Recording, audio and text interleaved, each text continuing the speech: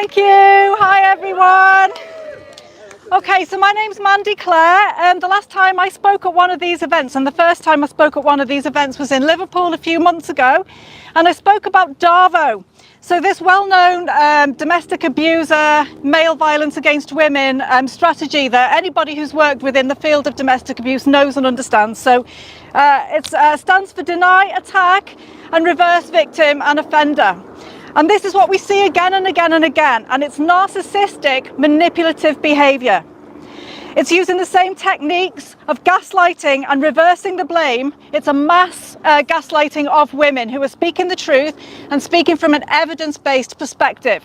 So as a local councillor, that's what I do within the council chamber. I speak as a woman for women, for children, for people that are same-sex attracted, and for freedom of speech from an evidence-based perspective. That's it. It's nothing more complicated than that.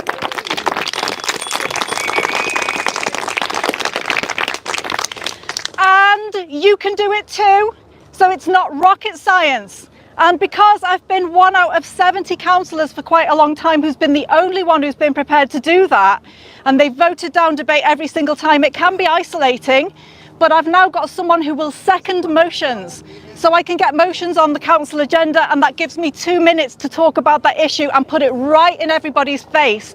Makes it really awkward for them.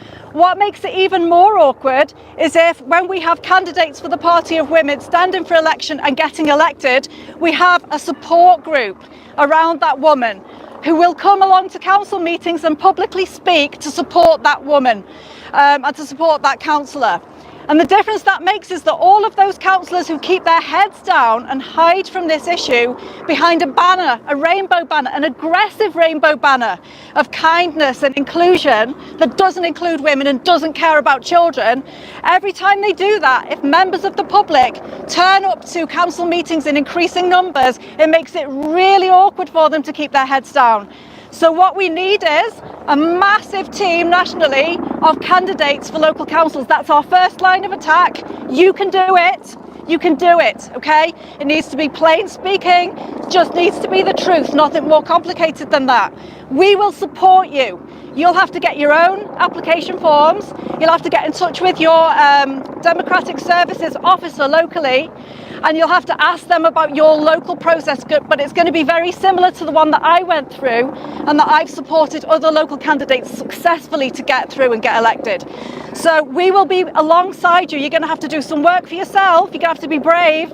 You might have to take a certain amount of flack, but you can do it. And we will be with you alongside you every single step of the way. You will not be alone, okay? So do it, go for it. We're having 3 training sessions this week in the evening. You need to go on the Party of Women website, go to that little QR code thing, make sure you've joined the party, sign up, don't hide. We haven't got much time, we need to get it sorted. Thank you.